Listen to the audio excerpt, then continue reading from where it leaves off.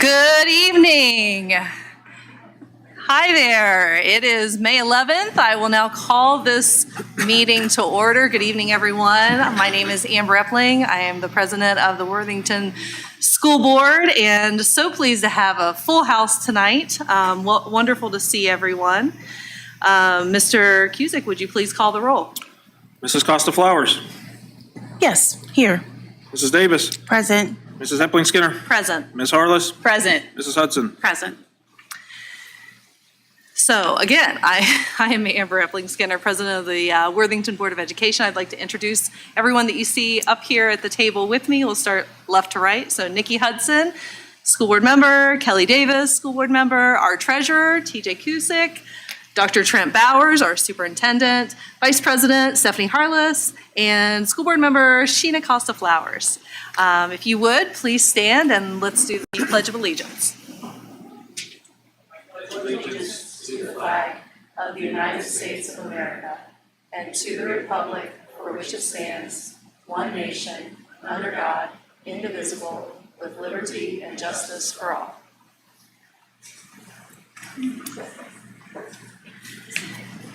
Next item on the agenda is the approval of the agenda for this evening's meeting. Could I get a motion to approve? So moved. Second. We have a motion and a second. Mr. Cusick, would you please call the roll? Mrs. Costa Flowers. Yes. Mrs. Davis. Yes. Mrs. Epling Skinner. Yes. Ms. Harless. Yes. Mrs. Hudson. Yes. Motion carries. So tonight, because we have such a full house, and I want to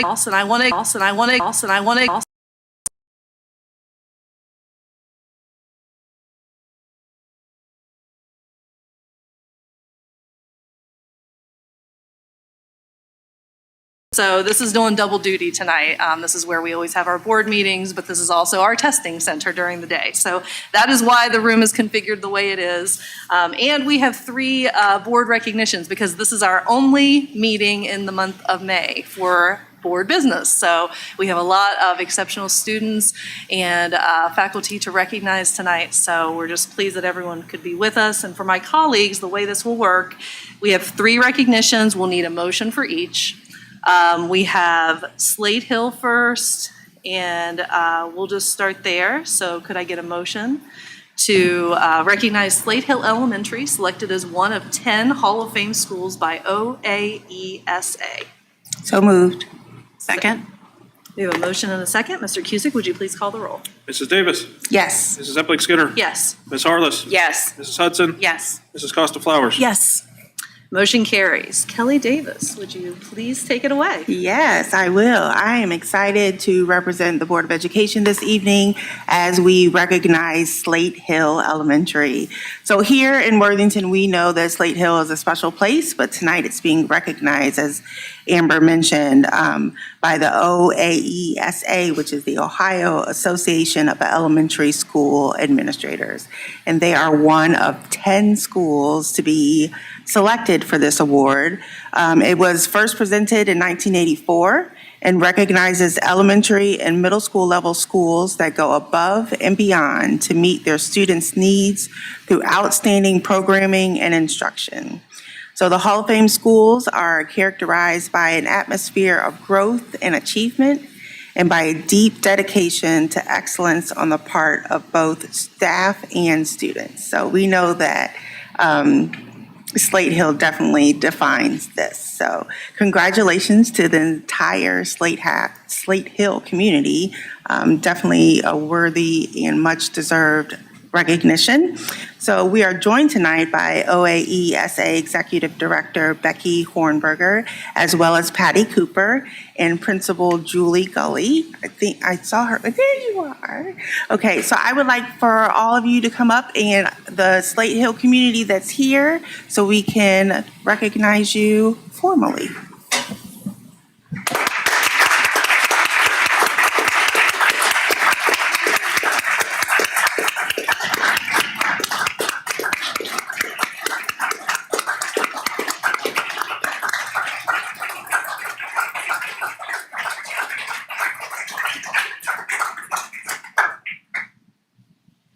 I love that the students are here. Staff is here, families are here. This is amazing, and this is representation of our community. Julie, I'm going to have you, if you don't mind, introduce the individuals who are here, or we could pass the microphone down, and then I'm going to leave it to Becky to explain just more about this award and why Slate Hill was selected. We all know why, but you can give us a little bit of elaboration there. So I'm going to start with you, Julie, and then we're going to come back to you, Becky, okay? Good evening, everybody. And right in front of me, I have Julia and Jane Gagne, two of our students here at Slate Hill, and their mom is down there, Mrs. Gagne, who's both a staff member and our former PTO president. Next to me, Jan Hainsey, second grade teacher. Liz Eng, who is a long-term guest teacher in kindergarten. Michelle McCourt, third grade teacher. Gina Morgan, our instructional coach. Tiana Overton, one of our SLC teachers. Beth McHugh, first grade teacher. And Lisa Early, one of our title math teachers. So if you would give my group a round of applause. It's a good representation, I think.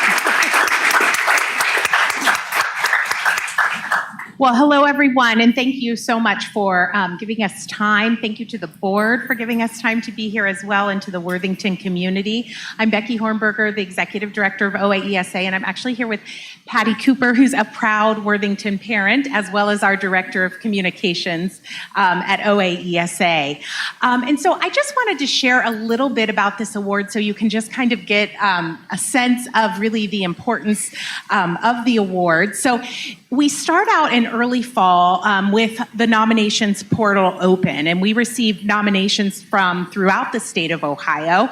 And once those nominations are complete, every school that has been nominated receives an email letting them know of the good news, and also including a very lengthy application. And so at that point, the school team begins to work on the application. It's about 13 pages, pretty in-depth, looking at all of the different areas of the school site. And then we bring together representation, elementary principals and administrators from throughout the state of Ohio to judge those applications. From those applications, they determine which schools are worthy of a visit from a separate team of principals, who then go to visit the school site and verify that what is taking place in the application, they actually see that in action at the school site. They have an opportunity to also meet with staff members and students and really kind of get a sense for the building. So that receives yet another score. And then we take a look at all of those rankings from throughout the state, and it's typically the top 10 schools throughout the state of Ohio that are worthy of receiving this award. So it's very rigorous, and we are super proud and excited of Slate Hill Elementary and Julie Gawley. So I wanted to just read what those visitors said about Slate Hill. I thought that that would be really helpful. I do also have a plaque that I will present to the staff of Slate Hill for now. We will honor them once again at our statewide conference in mid-June, and at that time they will receive their permanent award that they can display in their school setting. Please join us in recognizing Slate Hill Elementary School as a 2026 OAESA Hall of Fame school.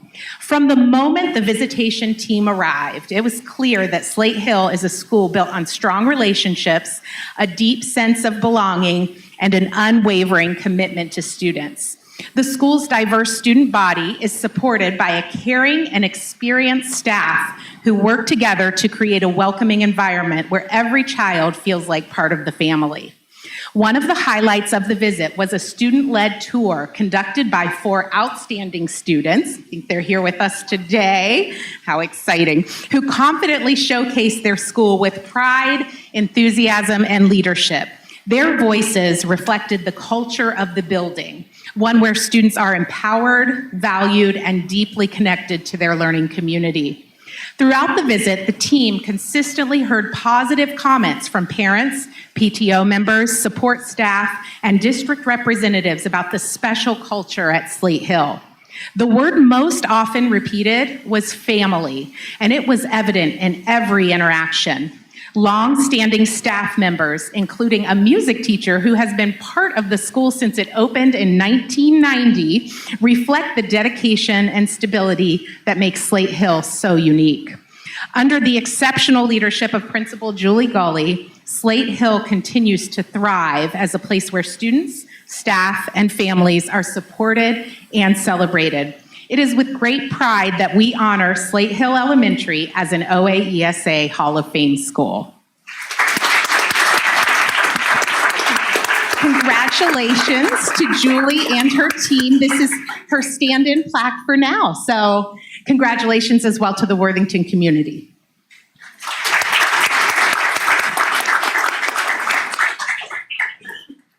Thank you, Becky. That was beautiful. Thank you for sharing all of that. Just congratulations again. Here's our recognition from the Board of Education.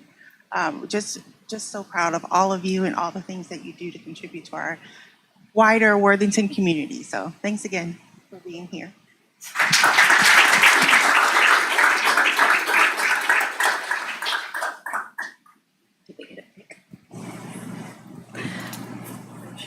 Oh, of course.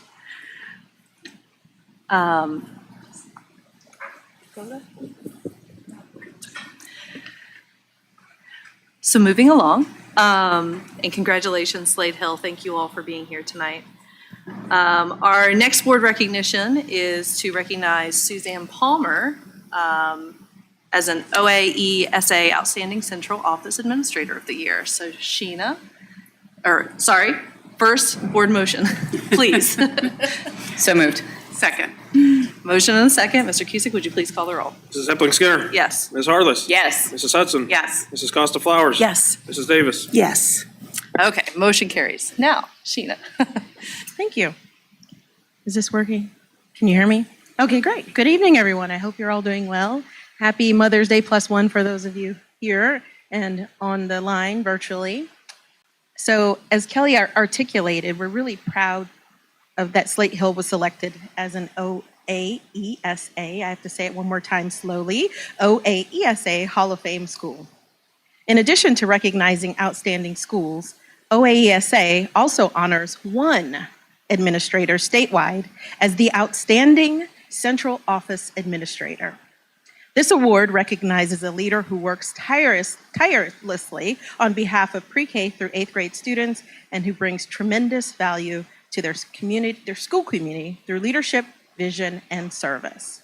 This year's OAESA Outstanding Central Office Administrator is our very own Suzanne Palmer, Coordinator of Gifted Services. Suzanne leads with both excellence and heart. Suzanne has dedicated more than 30 years to gifted education. On a personal note, I also want to say how meaningful Suzanne's work has been to so many families in our district, including mine. As a parent and someone who has participated as a leader with one of our district's Destination Imagination teams, fun times with great groups of boys, boys and girls, I experienced firsthand just how supportive, responsive, and invested Suzanne is in helping our students thrive. We are honored also this evening to have our Executive Director of OAESA, Dr. Becky Hornberger, with us tonight. Dr. Hornberger, thank you for being here and for your work that you and OAESA do to champion educational excellence across Ohio. So at this time, I'd like to invite both Suzanne and Dr. Hornberger to come forward. Dr. Hornberger, you can do the same thing you did in the last section and tell us a little bit more about this recognition. And Suzanne, thank you.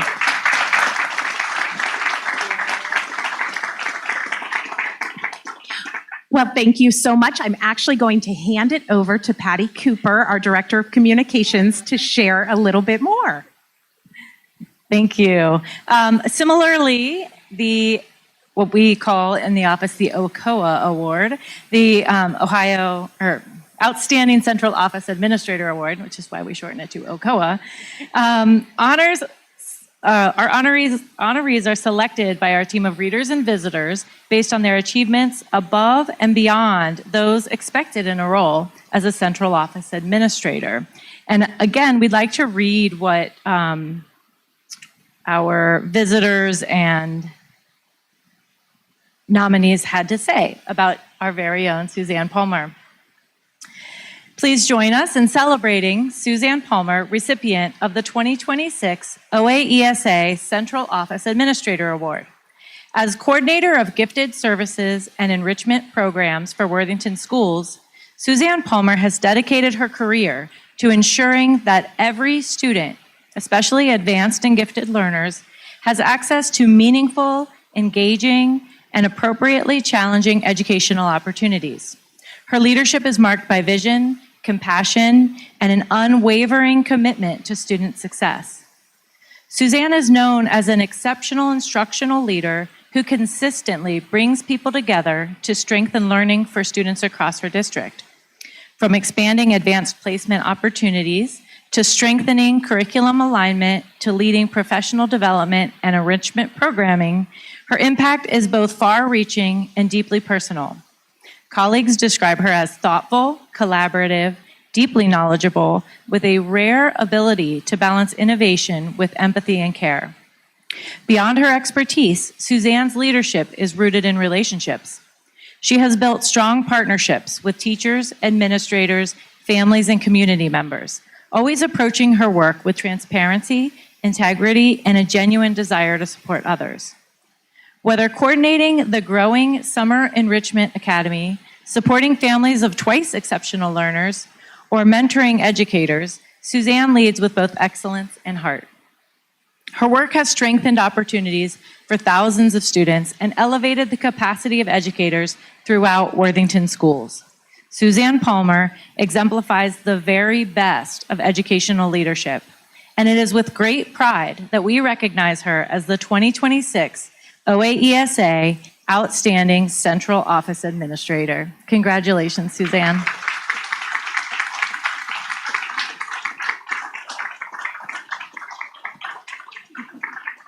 And Suzanne as well will receive her permanent award at the conference in June. Suzanne, thank you and congratulations. We appreciate your passion, dedication, and commitment to Worthington schools. Thank you.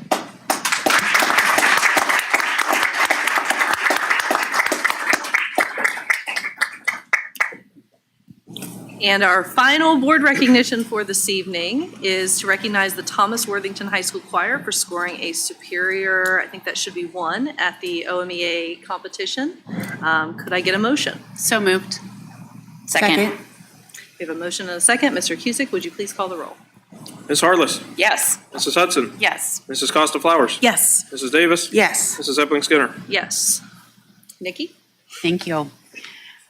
If I may invite the members of the choir that are here tonight to go ahead and come forward.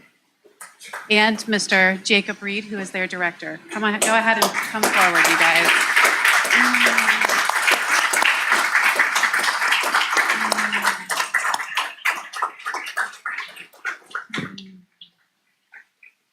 We are incredibly proud to recognize the achievement of all 3 choirs. It's a busy time with a lot of exams as well. So I will tell you that there are a lot more choir members than could attend tonight, but I'm really pleased that those of you that could be here, that you are here. The chamber choir, the symphonic choir, and the concert choir all earned superior ratings, which is all 1s, at the Ohio Music Education Association, I will say both actually district and state competition, which is the highest honor that a choir can receive. These choirs, I can tell you firsthand, delivered outstanding performances, and I think the only thing that was quite possibly more beautiful than your performances was the joy on your face when you received your scores. Absolutely elated, and rightfully so. What makes this achievement even more remarkable is that in between districts and states, they decided to challenge themselves and chose a few songs that were even more challenging than what they performed at district.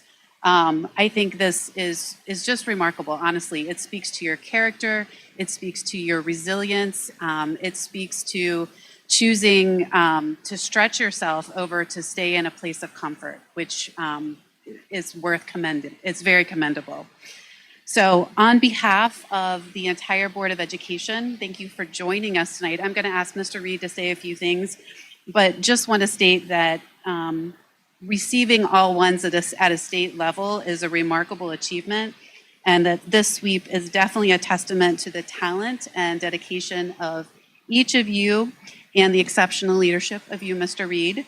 And I know that I see some parents in the audience. Would you mind standing up? Because honestly, everyone deserves, yes, everyone deserves a round of applause, from the students to Mr. Reed to the families that support you all along the way. Would you like to say a few words? I'll just say that in a world that seems to push us further and further apart, one of the things that I love, and I think that we love about choir, is how it insists on togetherness, and that we don't do any of this without doing it together. We breathe together, we listen to each other, we constantly adjust and coordinate, and instantly adjust and coordinate, and I love that about choir, and I value that in our schools. Excellent.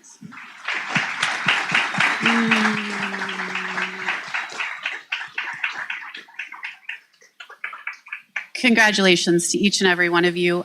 We have certificates, which I'm going to hand over to Mr. Reed. And thank you again for taking time out of what I know is exam schedule and a very busy part of the year to join us this evening.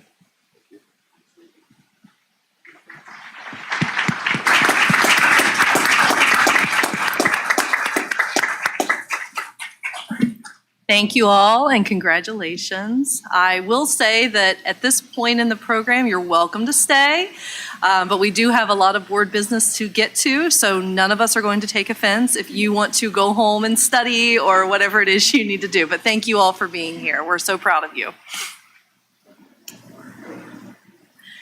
Moving now down the agenda to visitors' comments, and I will just read this. Do we have any visitor comments? Okay. Well, then we can just move along. So that brings us to item C1, which is the school community engagement update. And that is with Toya Spencer. And as she's making her way up to the podium, I just want to say that, all of us have participated in the vibe checks over the last few months, and what that is for anyone in the audience or anyone watching is that is a group of students at both Worthington Kilbourne and Thomas Worthington that has really been just a great sounding board, I think, for us board members, but also for the administration. And this is a new program that Toya started this year, and it's part of her evolving role. So welcome, and we're so thrilled to have you tonight. Thank you. Good evening to everyone, and thank you for the opportunity to share a brief update on the Department of School Community Engagement. Last year, we, like other public school districts nationwide, found ourselves significantly altering our framework that guided us in accomplishing one of the basic goals of public education: to ensure all students, regardless of background, have equal access to a quality education. Additionally, as a district, we had sought to examine and eliminate any barriers to inclusion and equity in our school environment.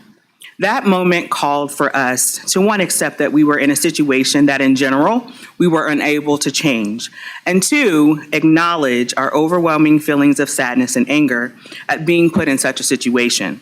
However, after doing so, we also realized we still had hope that we'd be able to find our way forward.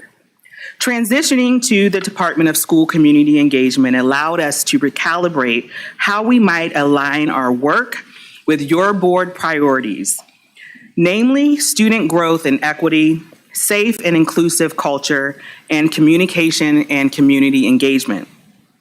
To further support those priorities in our district's mission of empowering a community of learners who will change the world, our 40-based educators, or school community engagement champions, led discussions with staff on understanding chronic absenteeism and strategies to support students and families, partnered with their building principals to address any barriers to engagement and/or inclusion, and last, took part in putting on our first ever district clothing giveaway event, better known as our Back to School Style Drop.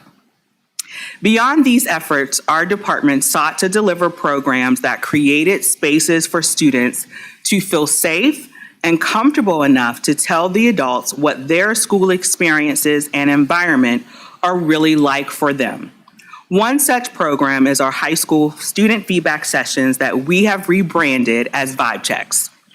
Vibe checks came to be in part in response to student suggestions, and I'd like to give a special shout out to Toby Hamill and Josh Hickman for their ideas that helped to guide us.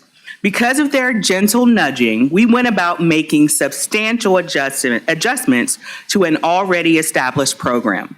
Some of those major changes were to, one, have a consistent group of diverse students for the entire year. In previous years, we had met with a different group of students each month.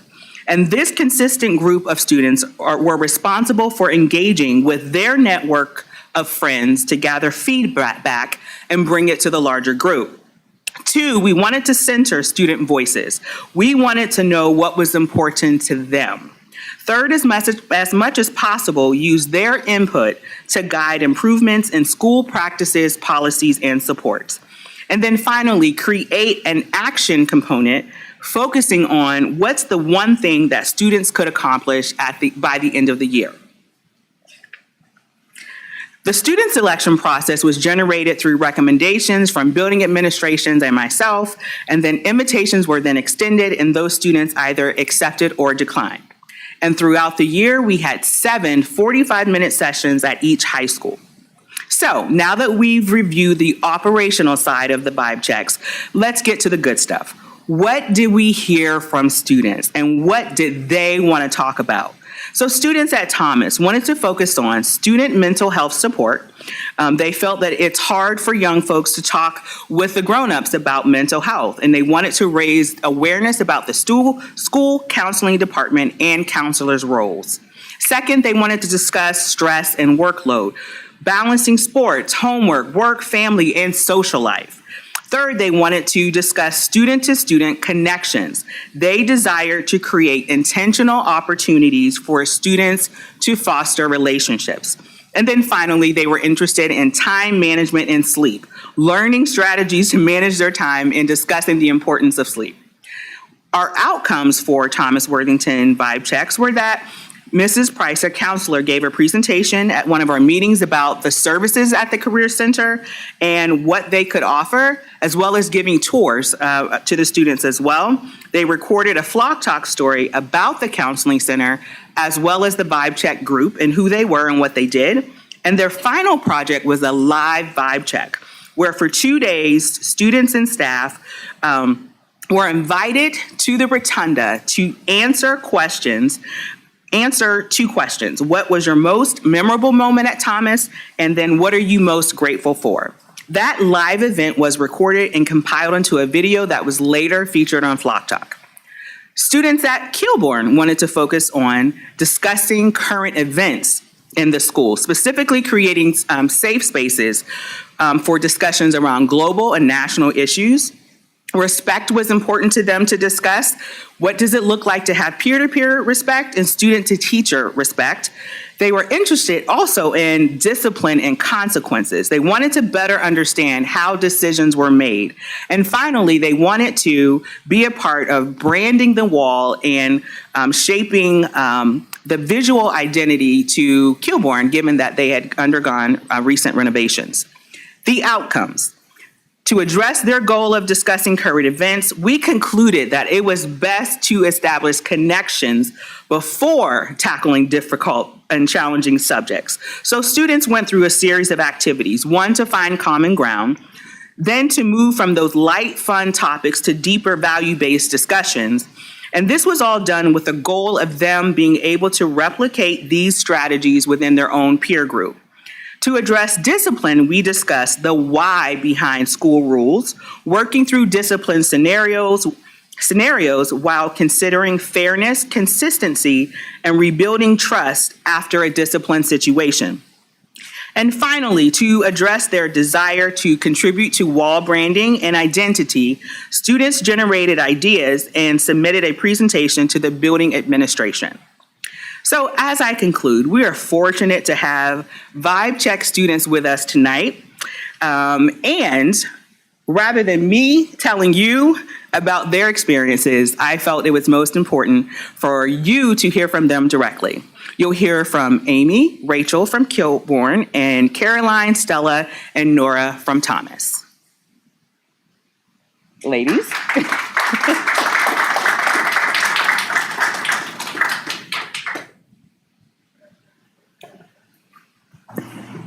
welcome you all. Thank you for being here. If you want to just go up to the podium, state your name and the school you're coming from, we're thrilled to hear from you. Hello, my name is Amy, and I'm coming from Worthington Kilbourne High School. Hi, my name is Rachel. I'm also from Kilbourne. Hi, my name is Stella, and I'm from Thomas. Hi, I'm Caroline, and I'm also from Thomas. Hi, I'm Nora, and I'm also from Thomas. So our students now are going to share responses and share a little bit about their experiences. So Amy? Yeah, so it means a lot to us that the administration took time to see the perspectives of the students because it shows their willingness to see eye to eye with us and actually talk to us instead of just observing and taking in our feedback to make the school a better place. And I think overall we were able to have a lot of success in achieving the individual goals that we wanted to do. Thank you. So this meeting once a month this year has been personally important to me because it allows me to speak on behalf of the student body of their just emotions and thoughts about different things going on in the school. And the only way for that to happen is for our administrators to hear specifically from the student body because you can only know so much as an adult of a student's perspective. So that mattered to me to give off that perspective to you all.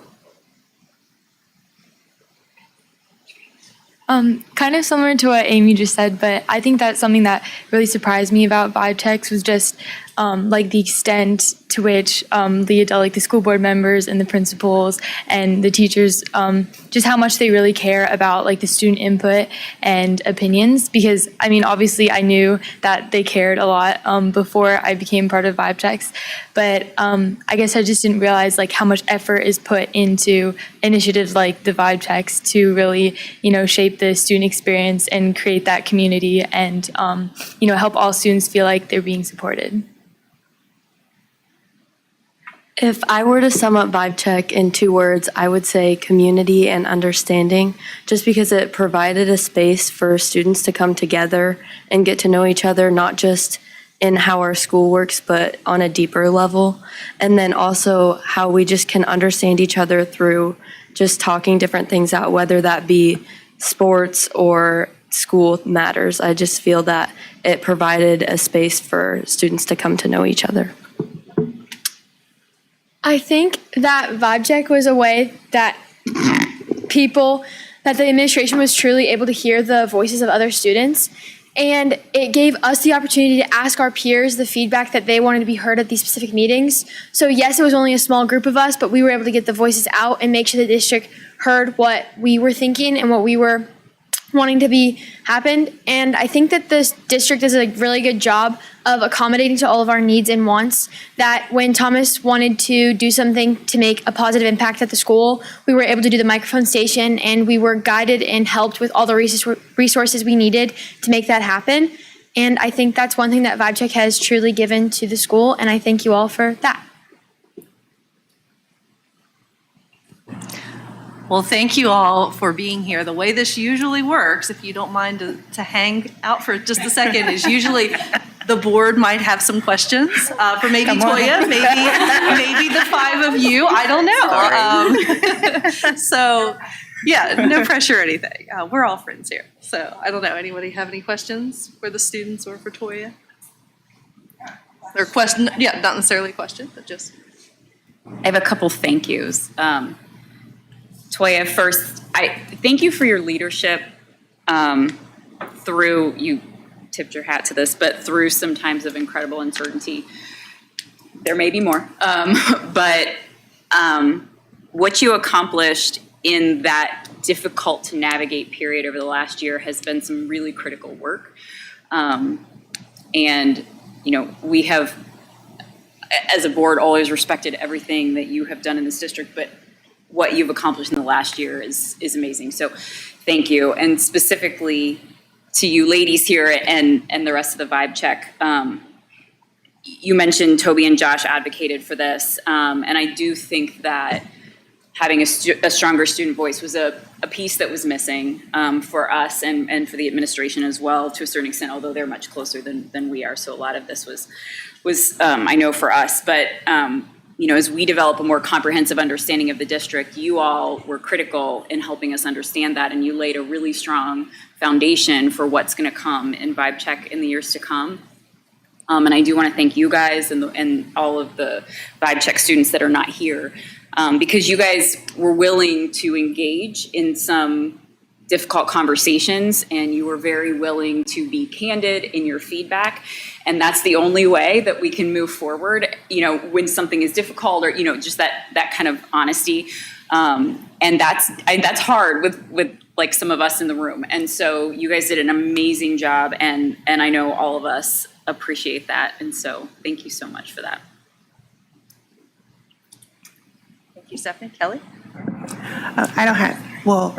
So I can tell that you enjoyed it, and I enjoyed being able to be part of it. So thank you for welcoming us into your space, right? And being able to be open and honest about what your experiences are, so that as we're making decisions, as your principal and staff are making decisions and thinking of different ideas, that they're taking your perspective into account. I definitely, I appreciate you so much for this new innovative way for getting student feedback voice and making it cool, right? It's a vibe. It was a vibe. It was a whole vibe the entire time. And there was a lot of consistency. We could have ongoing conversations, which was a little bit more challenging the last time when you have a different group of students each time. But you guys made a commitment for 7 meetings out of the entire year, missing part of your lunchtime or free time, study time, all the things, and definitely developed connections. And I know that I appreciate the time that you took and the time that our administration took to be able to facilitate those conversations and really make a space that was meaningful for both parties, right? So we learned something, hopefully you all learned things, and hopefully your peers learn things as well. And I'm glad that you were able to branch out and reach to your circles and bring back information for us and our administrators to hear as well. Josh and Toby, I invited them here today. They weren't able to make it, but I know that they would be so excited to see it here, all the feedback from their nudging. And I just appreciate your time, and thank you for being here on a Monday evening as well. So we appreciate all of your time and conversation. I look forward to next year. I'll be brief because everybody has said all the things that I was thinking about saying. But I will say, first and foremost, thank you to Toya, the administration, to the students, to everyone who was involved in bringing this collaboration together. I'll say that it's been very special and really powerful personally to watch your growth, to watch your honesty that you demonstrated during these sessions, and more importantly, to watch your leadership. And that I'm very, very incredibly encouraged for really just the future and what these leaders will bring to us, probably sooner than what we'd like to imagine. But thank you so much. We're very proud of you. I will echo my peers. I will just say that I truly appreciate how serious each of you took your responsibility and sharing with your networks of your peers whenever there was a question that was posed or things that we wanted to get a broader perspective on. I remember being in one meeting where someone said that you had friends that were surprised that people wanted to hear or wanted the feedback, right? And so I think, Caroline, you were the one that said it, like, it's one thing to know that people care, and it's another thing to be asked for your opinion and to be sought out for that opinion. And I think that the work that you guys were able to do this year and with the leadership of Toya really demonstrates the impact of that ask. And I'm grateful for the time and effort and energy that you put into it. So thank you very much.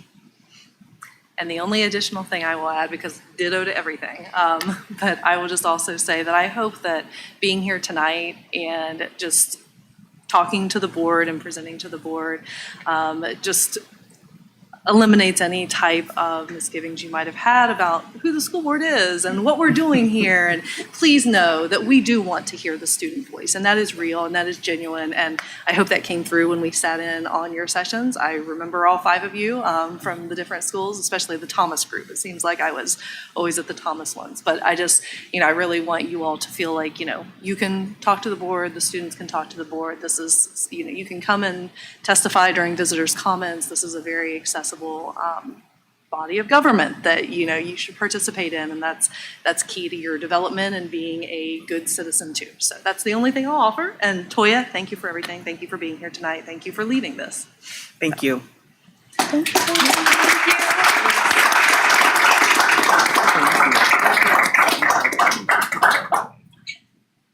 And we did sign some certificates for you all. I think Toya is going to hand those to you, just acknowledging your service for this year and thanking you on behalf of the board for that. So thank you. Moving now to our next agenda item, which is C2, our fiscal year 27 proposed budget presentation. TJ. I was so impressed by Toya flipping the script there and bringing up the students to speak rather than her, so I thought I would bring up my fellow administrators to speak on the budget rather than hear me talk. Is that acceptable? Yeah,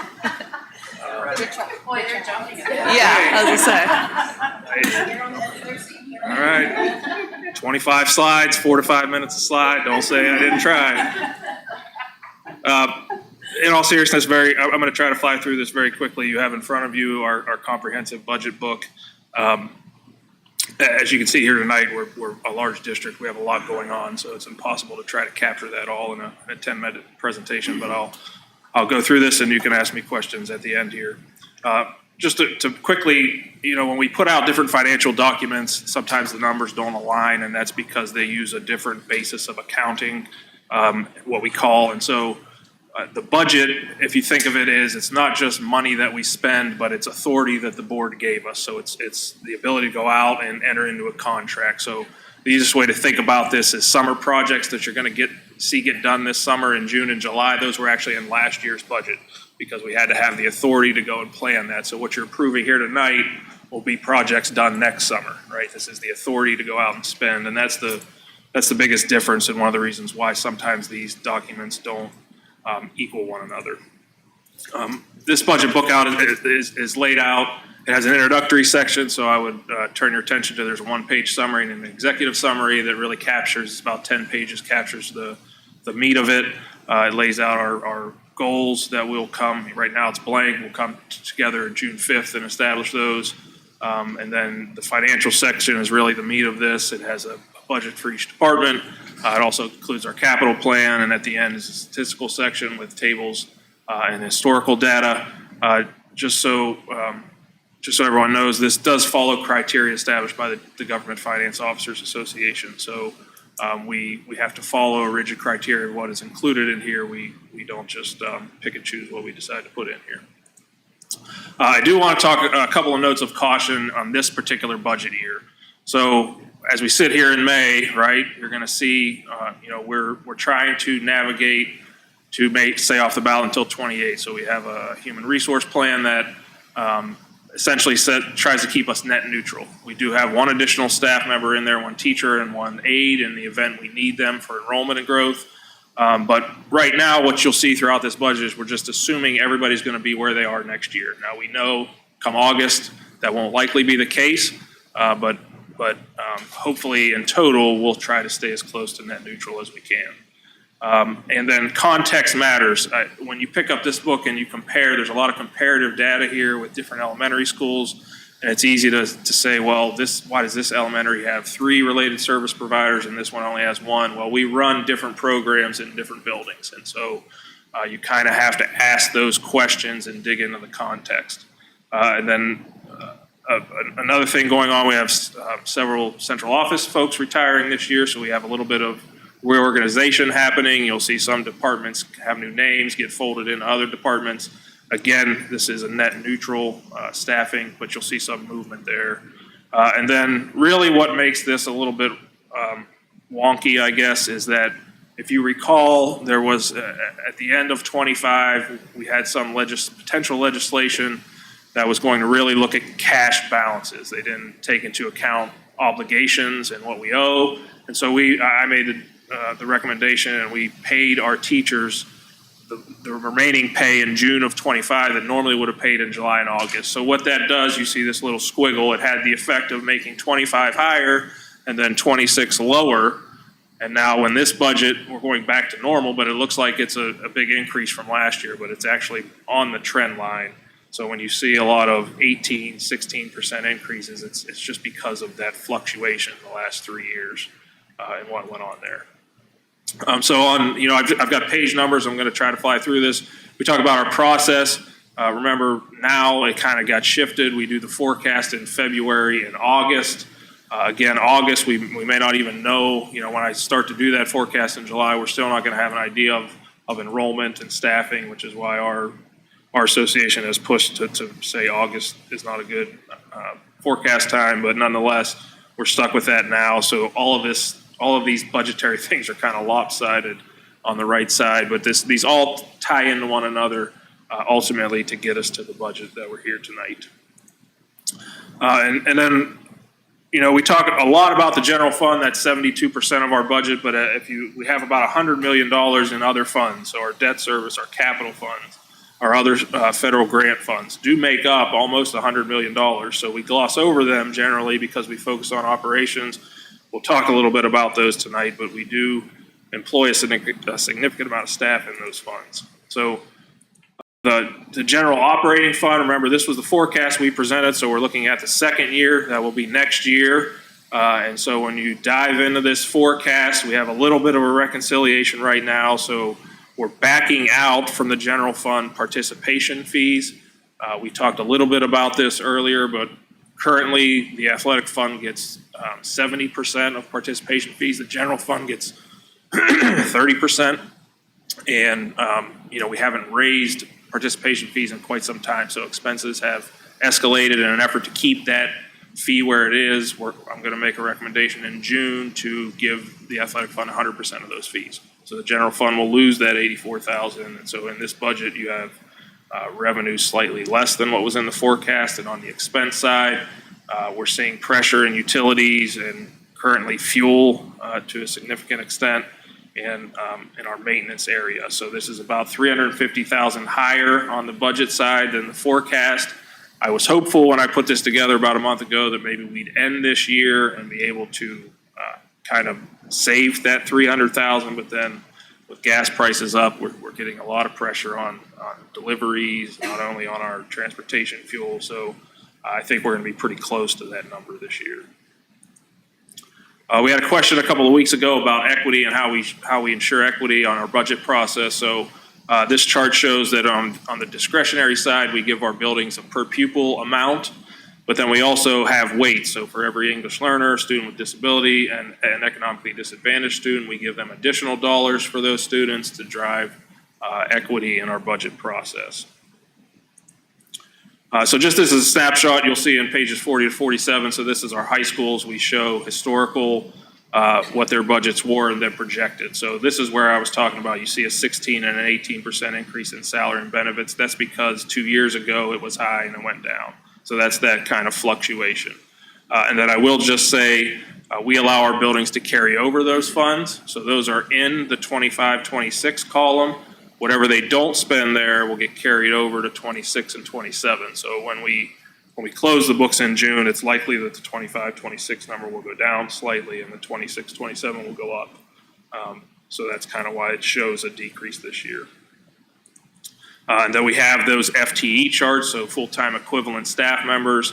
Again, this shows where everybody is currently, and then we're assuming they're going to be there, no increase next year. So every one of our buildings has this data in there. And then for our departments, we do the same thing. This just so happens to be the treasurer budget, but we have our budgets up top and our FTE down below. So then I want to talk a little bit about other funds. So, our debt service fund. So when we issue debt, the bonds that we issued in 22 to build our high schools, we're paying that back over 30 years. And so that has 28 years left, 27 years left.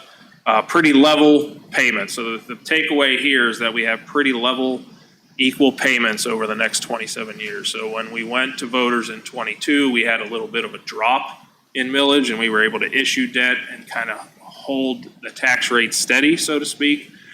We don't have that opportunity moving into the elementary phase. We have a pretty level debt service schedule.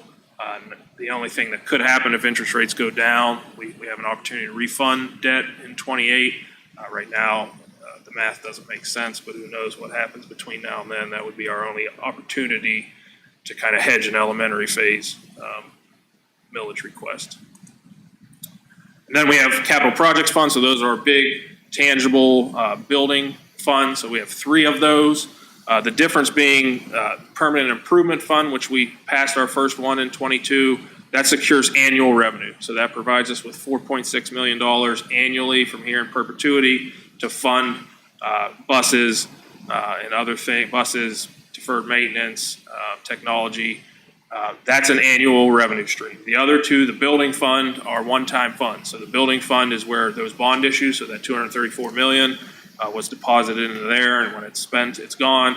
And then we also created the capital projects fund. If you recall, that was a transfer from the general fund to the capital projects fund. We have 10 years to spend that, so that's one-time money again. But then we also have interest earnings on our bond fund that we've transferred into there as well. And so that money is one time, and it's sitting in there. It can be used on capital items, or it can be returned to the general fund to reduce an operating need. Just briefly on our PI fund, the annual fund, we purchase replacement buses. We give our buildings furniture money. Our back-end non-student center technology is paid for out of here, and a little bit for deferred maintenance. I will say, when the district really needs probably double the size of this long term, right? We need probably close to 4 mills of PI. We only have 700,000 that's going toward deferred maintenance. And so as we get into that elementary phase, we'll have that discussion. But right now, roughly 700,000 is going toward maintenance. And then a neat little thing that I've included in here, Hartford Park. So Hartford Park, the development next door, the city placed that into a tax increment financing mechanism, and they are agreeing to share 10 years worth of revenue. So it's about $55,000 a year. They're going to share that with us so that we can renovate Hartford Park. Hartford Park's our middle school facility. And so we're going to start to go ahead and do that. We'll front the money out of this balance, and then the city will pay us back that $55,000 a year out of the TIP fund for the next 10 years. And then the building fund, remember, this is one-time money. The only thing left in this budget is about $7.6 million. That's the remaining $4.5 million of the $10 million additional contingency dollars, and then the remaining $2.7 million. So remember, we had $7 million that was for maintenance out of the $234 million, and then I kept back $10 million additional contingency, which the board spent $5.5 million on the Kilbourne baseball and softball. So we're left with that $4.5 million, and then the remaining maintenance dollars that we're budgeting this year for some HVAC work at Linworth and possibly some other sites. So that leaves us with 3.7 left of contingency that isn't in the budget. We may need it. We may be able to hold that as we work toward the next 2 years until 28, because we won't have any of this one-time money until we would issue more bonds. So we'll see how the next 2 years go. And then that capital fund, that one-time fund where the transfer and the interest, that's up to $63 million. Remember, we transferred over the revenue or the fund balance, but we also don't have a lot of capital expenses in our general fund budget. So I transferred over those expenses. So you see $1.5 million, that's the student Chromebooks that we used to take out of the general fund that we're now taking out of this fund because we transferred that money over there. So that's the capital fund. And then we have, I think, about 15 to 20 special revenue funds. So this is revenue that we get that has to be used for a very dedicated purpose. And so they're placed into separate funds. Think of this as The largest one is our food service fund, but also all of our federal grants. So those grants have to be used a certain way, put the money in an account, spend it, and that's the accounting for it. So again, 79 full-time equivalent people are funded. So we do, this is not a lot compared to the whole budget to the general fund, but we do employ quite a number of people out of these special revenue funds. I did want to talk briefly about our food service fund. So I know the board has had a lot of conversation lately about the food service operations. And you can see at the bottom of this page, last year we had a little bit of a loss, $18,000. This year we're projecting about $345,000 loss. And then that's growing up to $500,000 next year. And if you look historically, so this maps out 2006 all the way to present and into the next 10 years. What I would say is we're returning to a pre-COVID norm with food service operations. So for years, when I was first hired here and worked here, revenue barely met expenses. And in fact, there were some years where we had to transfer money from the general fund to the food service fund to make it whole. And the blue bars are cash balance. So we never really carried a cash balance in the food service fund. And then COVID hit, meals became free for all, and our revenue greatly exceeded our expenditures. And so that's how we built up this balance that's lasted us the last couple of years. And in an effort to keep our meal prices low, that balance is going to be brought down as our expenses go up. You think about the last time we raised lunch prices, I think, was 2011. And so our expenses have significantly grown since 2011. So, that hopefully we'll be able to bring that sort of alligator mouth closed a little bit, hold those expenditures down. We assume an 8% increase in health insurance. We hope we don't have that. But in no way do I see us getting to positive territory unless we make some decisions about the future of the food service operation. So more to come on that, I am sure. I will say this growth in fund balance, like in 15, 16, 17, 18, that is where we sort of did a refresh of the elementary serving areas, lunchroom areas, brightened them up. So that, and then we also pushed breakfast. So that had the impact of gaining student participants, and so we did see an increase in fund balance there in those years. And I know we're actively looking and discussing that as we head into elementary phases, and so that did have a positive effect at that point in time. And then all of our other federal grant funds, we pay 21 FTE out of IDEA. We fund 10 FTE for targeted reading and math assistance out of Title I, and then 2 bilingual assistants out of Title III. And then lastly, we have our internal service funds. So think of these are things that we normally would contract out to a business, but we decided we can do them internally more efficiently. And so this is basically our medical insurance in our copy center. And so this year we did, last year, I guess I should say 25, we moved to self-fund our dental program, and we did save about 10%. So we got to keep that 10% rather than giving it to a third party. And then you'll see me this fall make a recommendation to do the same with vision for 27. So those are what we call our internal service funds. With that was a lot. I promised Rob I'd be done in 10 minutes. I think I made it. Happy to answer any questions. I can go. That was like speed budgeting. I was. So you always answer all the questions that I have. So as I was reading, I appreciate that we get the presentation ahead of time so that we can review it. Definitely it's much better hearing it from you and breaking it down. So I actually don't have any questions. I just appreciate the thoroughness. Because this is coming off of a conference and went to a session on finance.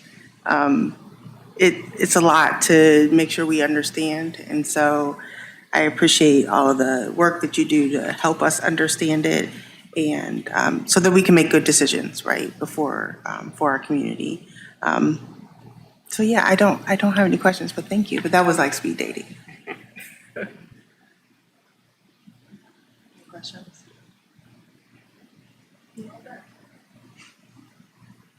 Trent has a question? No, I'm not going to ask a question. I would never do that because then TJ could do it to me. But TJ, I do think, could you send language to our administration, but also to the board? I think it is possible, even though you explained it tonight, that somebody looks at the budget and just blatantly says, hey, your expenses rose by 18% last year. And what you explained is that's not accurate because we had a transfer last year that artificially made it look lower. And so we're on a normal trajectory. But I want us to be prepared if somebody were to just say, in whatever conversation that they saw that this is what happened. I think if we all had the same language to be able to say, well, that's not what happened. Here's what happened. I think that would help all of us. Will do. I do have one easy, no, it's not easy, but planting a seed, I think. There's no good answer. So as we think about the food service budget, and you mentioned it kind of is just going back to the status quo pre-COVID. Is that, are we happy with where that is and we can absorb that? Do we need to look at other options or is it, what's your thought? Well, I think, so we essentially have to be happy absorbing some of that because carrying a high balance, they don't like you to carry a high balance in the food service fund. So we have a spend down plan that we have to bring it down. But I do think, if I went back to there, I think we eventually were out of money like in 30. So somewhere in the 4 to 5 year range. Right. And I think we ought to probably start to have those discussions sooner rather than later about, again, we want to prioritize, and understandably, we want to prioritize as least expensive of a meal price as possible. But eventually, the math just doesn't add up. We'll have another state budget to go through next year. The state has talked about looking at food service operations. Right.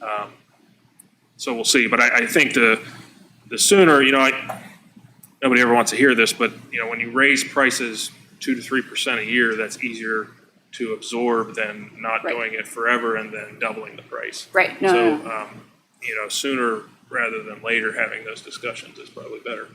Yeah, and as we talked a lot about food service in general, but like we're going to hit an inflection point where like what we can get at that price too is like probably not what we want. So, okay. Yeah, and going back, I guess I've been here too long, but I know we've really reduced labor to a point where I don't know that there's much more room to do that in terms of the FTE. Yeah. And so, we'll really have to grapple with it. And it might be good timing as we get into the elementary design process and things like that. But Thanks. We're not alone, though. I will say a lot of districts are in that same boat. Yeah. Well, inflation is real. Okay. I think I just had, and really I think I know the answer to the question because I think you would have said something probably right off the bat if the answer was no, but just with gas prices, with deferred maintenance costs, with construction costs and inflation rising, the hailstorm that came through the other day and, we're still in the same place we've been for the last year or so, talking about being able to stay off the ballot until 2018. Yeah, I think we're okay until 28. It just seems like it's been there's a lot going on right now. If gas stays at $5, that certainly hurts. But I think I'm comfortable saying I don't think we'll return to voters before 28. Now the size of that may change, the scope of that may change. I think probably when we do the forecast in August, depending on how the summer goes with some of these things, budget might be a little higher at that point. So we'll see. But I don't know that it will have a material effect unless this thing sustains itself to 28. But we're in okay shape right now. Okay, good to hear. Thank you, TJ. All right, moving along. Second reading of our Neola board policy updates. So we had our first reading at our last meeting. I don't believe there's been any changes, right? No, I think I was just going to ask if anybody had any additional comments since we went line by line the last time. Okay. All right. So, do we vote on this later in the agenda? Right, okay, gotcha. So moving now to superintendent's reports. Dr. Bauer. Yes, thank you. So we are into May. You know that? So the mission of our school district is still, even in May, to empower a community of learners who will change the world. We do that through our 4 vision statements. Our first vision statements, we will engage each student with diverse opportunities to maximize every student's potential. As you know, we're in the midst of our AP exam season. Students at Thomas Worthington are testing here at the WEC because their auxiliary gym is under construction. Our Worthington Kilbourne students are able to test in their home building, which is where students would like to be. But Thomas will be back there next year. This year, we will give 1,500 AP exams, and 94% of our students have chosen to sit for their exams. And you know that we give students a choice here in Worthington. And so both of those are high numbers for us from a number of exams provided and a percent of students who are choosing to take the exam. Our second vision statements will provide a safe environment where every student can grow intellectually, emotionally, socially, and physically. As you know, once again today, several local school districts were targeted by swatting calls. We are in close coordination with our local law enforcement partners and have provided ongoing guidance to schools on protocols for responding to these incidents. The deliberate intent behind such calls to disrupt the school environment and the students, staff, and families who depend on it does present a serious and ongoing challenge. We recognize the concern and frustration this causes throughout the community, and we want to say that we're grateful for the continued patience and understanding as we are prepared to navigate difficult circumstances. Our third vision statements will provide consistent communication and promote dialogue with our community. We are in the midst of beginning to wrap up the 25-26 school year. The official last day for students, kindergarten through 11th grade, is on Thursday, May 21st. That evening of May 21st is the Delaware Area Career Center completion ceremony, which will be held at Delaware High School. And then we have commencement on May 24th at the Columbus Convention Center with Worthington Kilbourne High School at 11 a.m., Thomas Worthington High School at 4 p.m. And then we'll have a quick break before our summer programming begins on June 1st for over 1,500 students. And then fourth, we'll be responsible and transparent with our community resources. I shared with the board this morning, but the Retreat at Crosswoods is a new apartment complex located off Campus View just east of the railroad tracks, scheduled to begin leases on August 1st. So the complex will have almost 400 units, a mix of 1 and 2 bedrooms. On our current boundary map, this would designate as Worthington Estates. Worthington Estates is currently our largest elementary school with an enrollment of 572 students.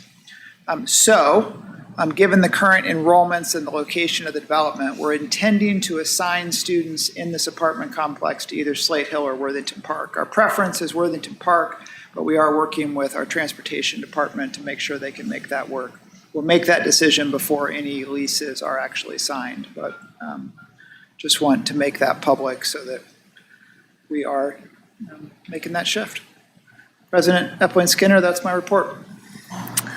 Thank you very much. Treasurer's report. Do you have anything, TJ? I'd just like to add 2 things. One, on the consent agenda tonight is approval of the Worthington Library budget, just for audience purposes. The Worthington Library is a school library, so under Ohio law, you can organize one of 3 ways, one of which is to be a school library. Really, all that means is that we approve their budget on an annual basis and their appointment of trustees. It's really perfunctory in nature. I took a look at their budget. It looks in line with prior years, so you'll see that on tonight's consent agenda. And then our monthly financial report is available for April. Again, just for what I said earlier, we look like we're running about 1% under, which is normal for us, but we are feeling that pressure in certain areas. I'm hopeful we end the year within the budget, but we'll see in June. I know our transportation department is very nervous. I'm hoping other areas can cover for them. But speaking of that, not only do we put together a monthly financial report, but so does the state of Ohio. And so I think it's important that we talk about the state of Ohio being 1.2 billion above revenue projection. So that's $1.2 billion more than they projected they'd have at a time when they did not fully fund schools in the funding formula. They said they didn't have enough money to index our inputs for inflation. And that seems to be a repetitive nature down there. And so I think the more we talk about that, the more we talk about the assumptions when they go to do the next budget, it's important that we see this historical pattern and that the state of Ohio is indeed having enough money to fully fund schools if they chose to. Mr. President Epling Skinner, that is my report.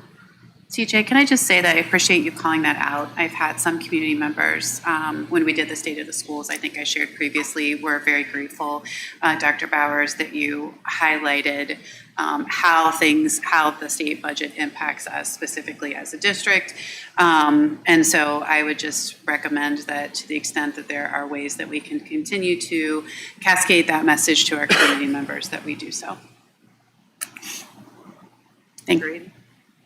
Any other questions for TJ? Board committee reports and announcements.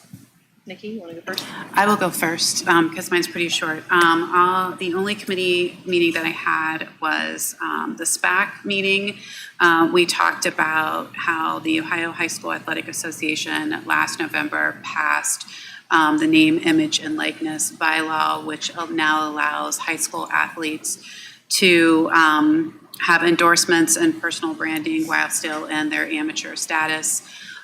There are a number of requirements, and I'm grateful that the district has partnered with a third party to help us ensure that we stay compliant, that our students stay compliant. And I would just encourage any families that are listening to understand that in connection with final forms, which anyone who has a high school athlete understands, it's a system you have to go in, you have to put in their most recent medical information and whatnot. There will be a letter within final forms that explains and outlines the process with this new opportunity. That's all I had. Thank you. Kelly, you want to go next? Let's go down the line. Sure. I didn't have any committees, actually. I don't think, yeah, I didn't have any committees. I did have the opportunity to attend two different, try to say that 5 times fast, conferences. I first attended the Ohio Association of Black School Educators. They have a board member seminar that they host during that conference. And so they did a large presentation on that. For that seminar, just basically it was like grounding in our goals, grounding in our strategy, our board to superintendent and treasurer relationships. It was just a lot of I don't want to say basic information. It's just always good to get back to our why and what we're here for. And so they just gave a lot of good advice on how to work with your superintendent to come up with a strategic plan and work with, we just did our goals most recently. And so that was really good conversation. The highlight for me was they talked a little bit about data, and I talked to another school board member there from Maple Heights up in of the Cleveland area, and she talked about that they have a person who walks through their data with them and really translates it, and so they can see where they're closing gaps, where they're making progress, where they need to have improvement. And then, we always want 5 stars on the report card and things like that. And this data person can actually look at the data of the district and say, I know you want 5 stars in this area, but given this data, you can only get to this many stars. And so it sets realistic expectations. So I just found that fascinating. I'm sure that we do that to some capacity, but it's just always fun to talk about it. Then I was able to go to the OSBA Board Leadership Institute conference, and that again is very similar to Capitol Conference, where you go to different sessions, but it's very geared towards board members. I know that we've all been to that at one time or another. So just it was a very uplifting, positive energy with this one. It was talked a lot about laughter and joy and just really bringing positive energy. There's a phrase that it's escaping me, but they had a really nice speaker in the beginning that opened up for them, and then just even the closing conversation was just really good, grounding, anchoring to what we're doing here and the work that we're doing, and just how we as a board set the tone. Like, we set the tone for our community, and so just the importance of that, and just so I went to a couple sessions on community partnerships. That was really good. The superintendent from Westerville spoke about the different partnerships that their school district has with different community organizations, as well as like the city of Westerville. I know we've talked about having conversations with the city of Worthington and other municipalities that our district serves. So that was a really good, they have some really cool things that are happening in Westerville. We have really great things that are happening here in Worthington too. But it was just really good to hear with that. They went to a finance overview, so that was, I had to prepare for TJ's presentation today, which is why I had no questions because, they went to a session on legislation. I know that Amber does a great job in keeping us in line with what's going on with legislation. But that was really, and I can send that slide to you because they did break down a lot of the legislation that's pending. The legislators will be back in session today, I think, and there for about 6 or 7 weeks before they break, probably until after the November election. So it was good to hear the different things that our legislators are talking about so that we know how to advocate and we know how to educate our community. I know that they're looking at pieces of the report card. They're talking about the science of math. And so that's just always good to hear about what's going on there. Lastly, they had a group from Pickerington. They had an assistant superintendent there and 2 students that they had their own vibe check. I sent that slide to Toya because it just reminded me of what the good that we have with our vibe check students and how we just appreciate that voice and how these students were amazing as well. Just as they talk about their leadership and how they're impacting their district. And so I got a couple of ideas that we can all talk about together, and then we can talk to Toya about as well if they want to add to or. But a lot of the things that they're doing in Pickerington, we're already doing here. So that was just really good to know. And that's it. And the last thing I did was go to the WEA retirement event. And I'm always jealous because they're talking about the great things that they're doing after they are done pouring into our amazing students. So that's all I have. Thank you. And I went to the softball game and I froze because I love softball. For Thomas and Kilbourne softball game right here at McCord Park, which is really beautiful facility. So, but I did freeze. Stephanie? In this May-cember, I somehow mercifully did not have any committee meetings because that might have thrown me over the edge, so I have nothing. Sheena? I also did not have any committee meetings, but let's see. Loosely related, I attended the Worthington STEAM Fest, and it was held at the Worthington Community Center in partnership with COSI and the Big Science Celebration. It was very engaging, very well attended. I took my 3 kiddos. They had a great time, and it was really just wonderful to be immersed in our community, and learn more about, science, technology, math, et cetera. Let's see, what else? There were several of us who attended the Lions Club volunteer recognition. So another congratulations to all the volunteers who were recognized at that time. At the AAPL retirement celebration, which was fabulous, and congratulations to all of those individuals who are embarking on the next chapter of their journeys. I also attended the 66th Annual Academic Honors Program at Thomas Worthington High School, where I was thrilled to announce the Buckeye Girls State awardee, Nora Meister, who was here with us earlier with Toya, speaking on behalf of the Vibe Check. So it was great to be able to celebrate Nora and all the other students who were, performed with excellence throughout the entire year and beyond. And like Kelly, I also attended the OSBA Board Leadership Institute on Friday and Saturday. She gave a lot of great updates. I'll spare you those details. But we also heard from Circleville, and something excited that they shared was a student showcase. And, it was amazing to see, how involved their community is in this showcase. And, it's something that we should think about. I mean, we have that in all other respects, but somebody came up to us and asked us about our state of the schools. And so, kudos to us. But it was exciting to share with our peers, some opportunities, our challenges, just the best ways to move forward, all keeping in mind the success of our students and our educators and our staff, and really just empowering us and working together as a board. So thank you. And I just have a couple things. I had SPAC, which I think Nikki just summarized very, very well. I think the NIL was the biggest thing that came out of that.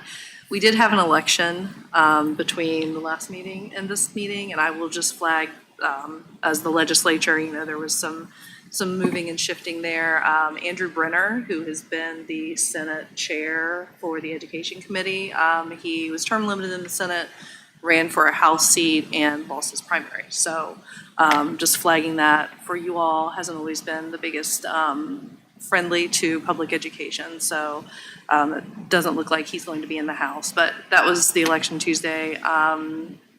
The retirement celebration was fun. I really enjoyed Trent's speech. He took us back to the 1900s, and it was a good time doing some flashbacks, and the audience really enjoyed that.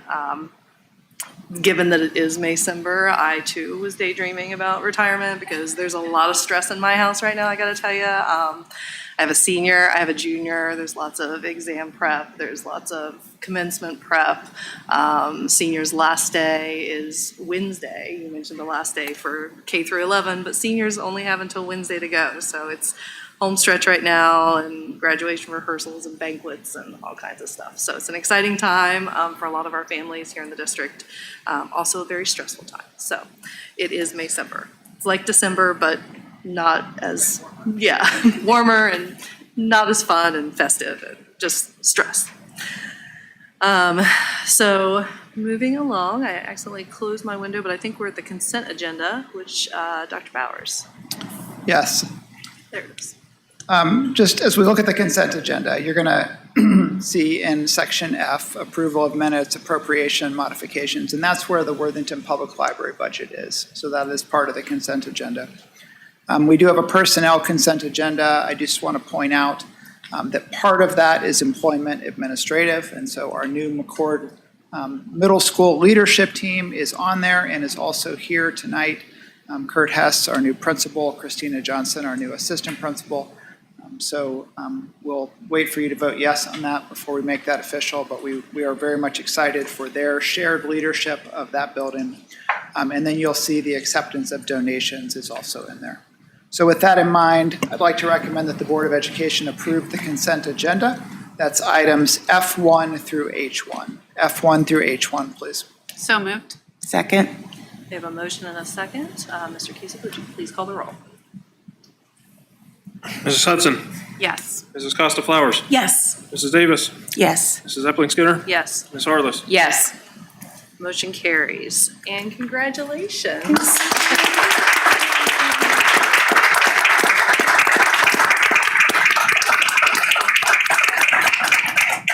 Welcome, and thank you for sticking around tonight. I know it's a little bit longer of a meeting, and you guys were buried in that agenda, so thank you. We're thrilled to have you. Anything else you want to add on that? No? Okay. So next up, actions recommended by the superintendent, new business. Did I skip something? Nope, so you're good. Although we're going to go actions recommended by the Board of Education on J. Yeah. So that's just, we're going to ask for approval of the board policy. Okay. All right, so So I'll let J1. you do that one. Recommend a motion to approve the policy updates recommended by Neola and miscellaneous policy revisions as presented for a first reading at the April 27th regular board meeting. So moved. Second. We have a motion and a second. Mr. Cusick, would you please call the roll? Mrs. Costa Flowers. Yes. Mrs. Davis. Yes. Mrs. Epling Skinner. Yes. Ms. Harless. Yes. Mrs. Hudson. Yes. Motion carries. Requests, questions, concerns from the board? Hearing none. That brings us to our calendar. As I said at the top of the meeting, we only have one meeting in May, which I think we all appreciate. That next leads us to June. We'll have our work session on June 5th. June 8th will be our regular board meeting, and then June 29th. And with that, can I get a motion to adjourn the So moved. Second. motion and a second? Mr. Cusick, would you please call the roll? Mrs. Davis. Yes. Mrs. Epling Skinner. Yes. Ms. Harless. Yes. Mrs. Hudson. Yes. Mrs. Costa Flowers. Yes. Motion carries. Thank you.